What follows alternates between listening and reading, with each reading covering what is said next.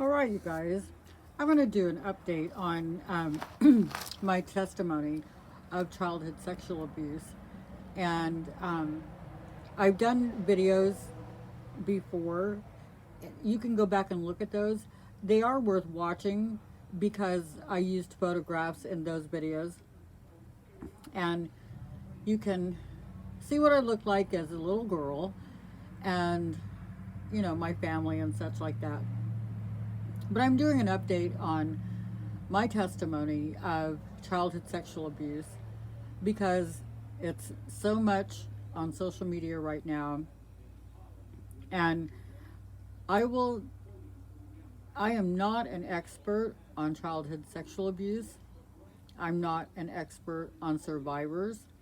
And I'm not an expert on offenders. I'm not an expert on pedophiles or child molesters. And, but I am 63 years old. I was molested when I was 4 years old by my babysitter's husband. And so I know about childhood sexual abuse, and I know about offenders, I know about pedophiles, and I know about the system. I have dealt with CPS, I have dealt with law enforcement on this very subject. And so I know and I understand the frustrations of having to go through the legal system. But it is what we have and it is what we have to work with. And anyone who is trying to sidestep that, they are wrong and they are in error, and I cannot and will not support it. We must make a change in the system. So, one of the reasons that I'm kind of updating my testimony is because of some of the frauds that have come out and posted on social media. And when I say I'm not an expert on child abuse and that sort of thing, I'm not an expert on frauds either. But I have had firsthand interaction with frauds and I see the patterns. And there are definitely patterns in the frauds. So I'm going to be doing a video about that in the future. But I decided I'm going to put my testimony up there again so people will know who I am, where I'm coming from, and why I care. And I want to emphasize with everything within me, fraudulent testimonies are more harmful to the cause for the case of childhood sexual abuse and children who are endangered. They are so damaging to the cause, they need to be stopped. And I personally did not understand the damage that a fraudulent testimony does. And it's going to sound bad, but I did not want to confront a fraudulent testimony. I was tired, I was exhausted, I did not want to deal with it anymore. I wanted frauds out of my life, away from me. I've had enough. But the way that things worked out, I was not able to just ignore the fraudulent testimony of Rebecca Percy, or Becky Percy, and I had to come out and say something. Well, then, as I began to recover from having someone take advantage of me and with a fraudulent testimony, Rebecca Percy, I realized just how damaging that it was.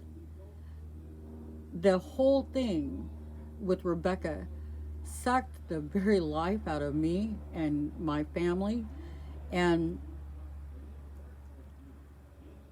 I can't explain the depth that it steals away from a person, because honestly, it's a spiritual thing. But spiritual things work out in the natural, and the natural is that while Rebecca, with her fraudulent testimony, um, demanded my attention 24/7, everything that I was involved with prior to her, which I was involved, was put aside because Rebecca demanded my attention. And that went on for,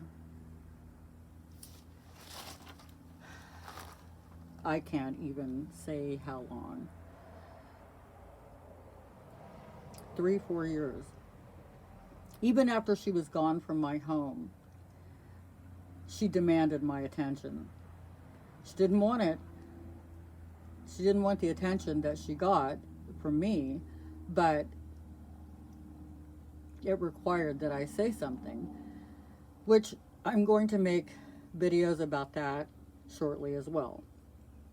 But anyway, so I have said all of that in preface of my own personal testimony of childhood sexual abuse, and so I'm going to go into it. And when I was 4, I have 2 brothers and 1 blood sister. That's my blood. And when I was 4, my parents were getting a divorce. And so my mom, God love her, she was a single mother in the 60s, early 60s, with 4 children. So she went to work at a restaurant, and she worked mornings in the restaurant.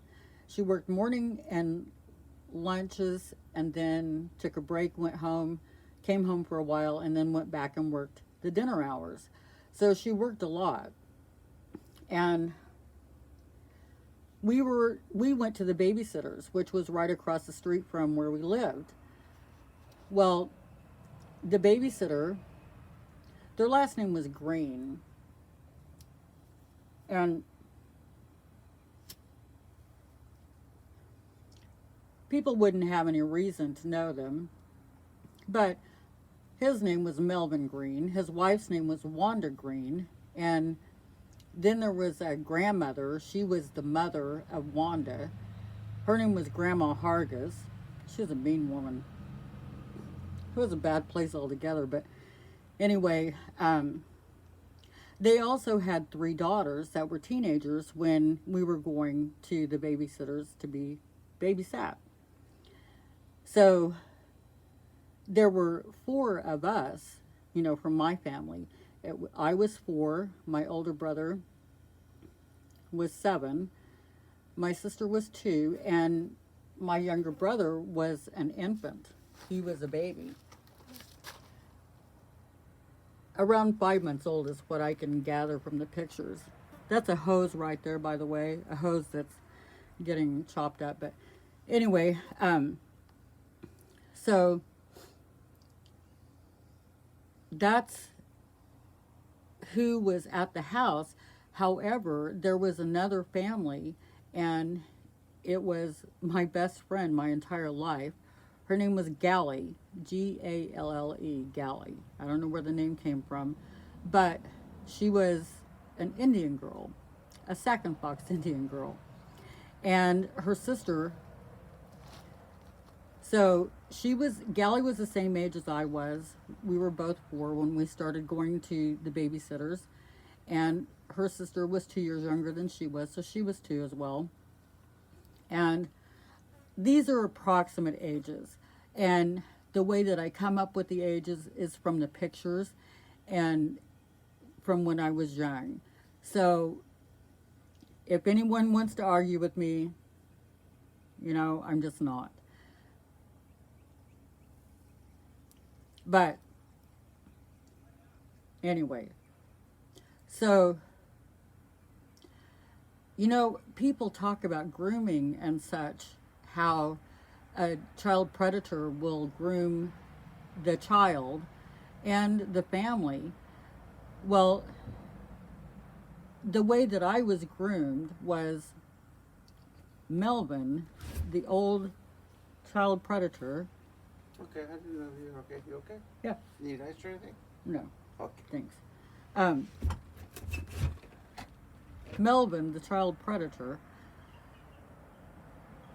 they had chickens in the backyard. Well, let me describe Melvin to you.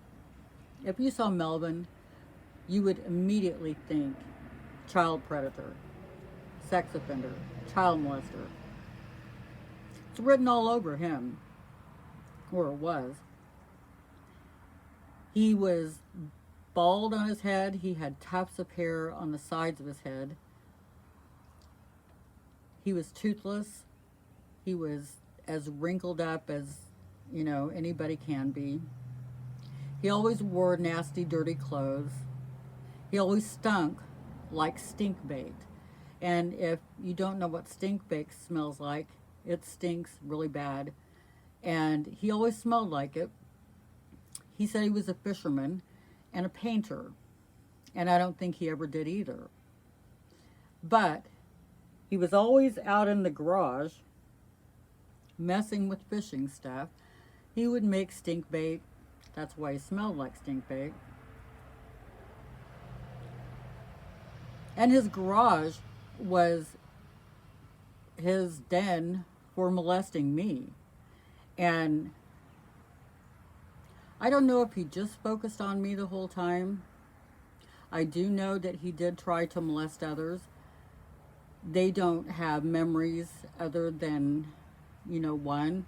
And I'm not going to speak for somebody else. But anyway, he molested me for years. And before he ever did anything, the way that he quote unquote groomed me was they had chickens in the backyard. And he decided he was going to kill a chicken. And he wanted us to watch. And I was there, and there were other kids there too, but I don't know, I just remember that there were other kids there. Had to be my brothers and I don't know who else. But anyway, so he ceremonially takes a chicken hen, picks it up by its head, and wrings its neck until the body pops off of the head. And of course, when I saw that, I was horrified, and I remember screaming and crying. And then, after he popped the chicken's head off, the body started running around. That's why they have that saying, a chicken running around, or running around like a chicken without its head. So the body was still running around. I'm screaming, crying, and he takes the head. So the body's running around, I'm screaming and crying, he takes the head, and he put it right in my face. And I would not be surprised if he didn't splatter blood on my face. But I don't want to be dramatic and say that he did. I just know that that bloody head was right in front of my nose and my mouth, and he shook it. And laughed while he did it. So that was my introduction to grooming.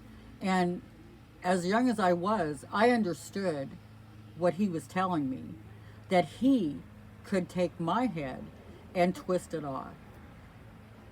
He was a good-sized man too, and I was a little girl. So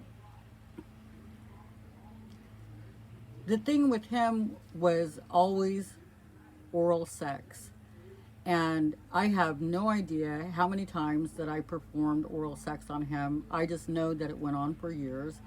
And I know that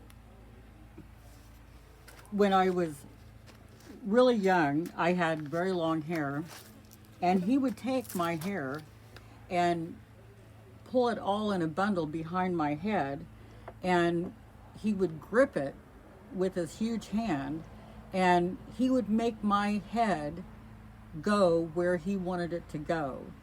And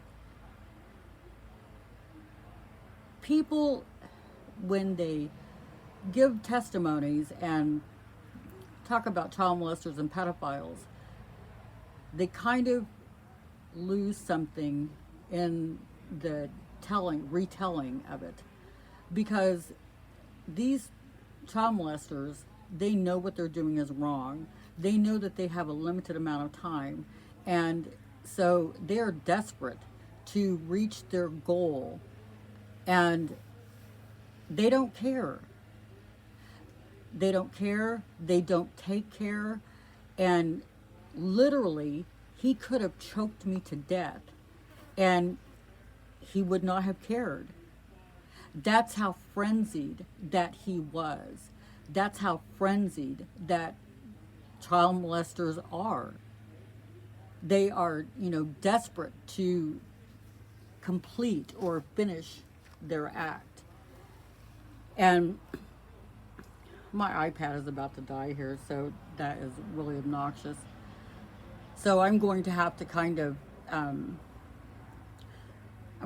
bring this part of the testimony to the end, and I'll follow up with a different video. And I don't have the ability to, make videos. I don't know how to edit at all. I'm going to have to learn. But anyway, I'm going to finish this part of my testimony because I'm going to lose my battery. But anyway,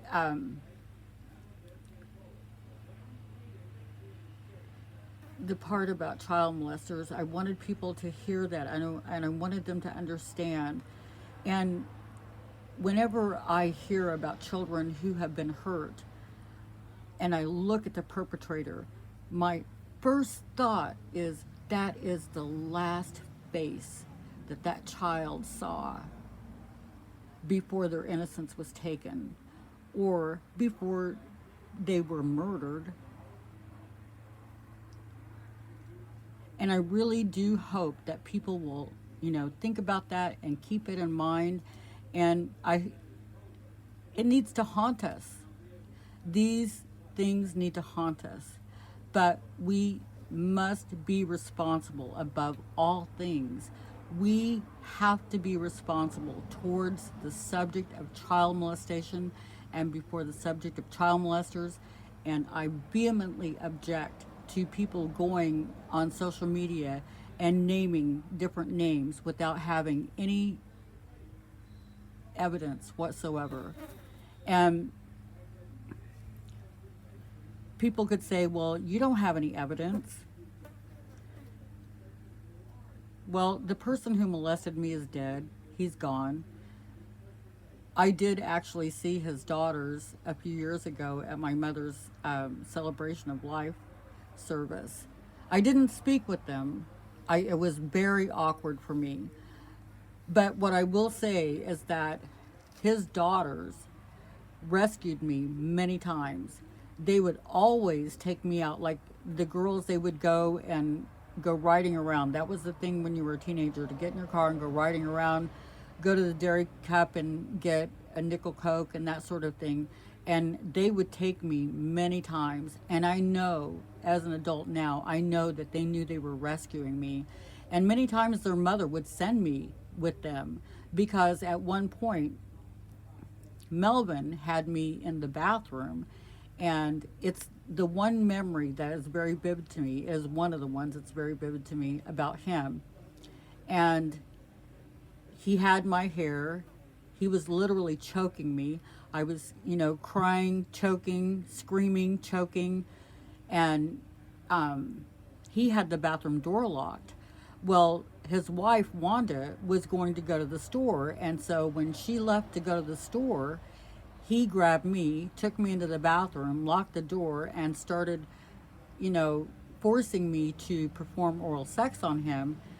Well, Wanda came back from the store, and she heard me, and she came to the bathroom, and she was, beating on the bathroom door, and she was screaming at him, "Melvin, you let her out.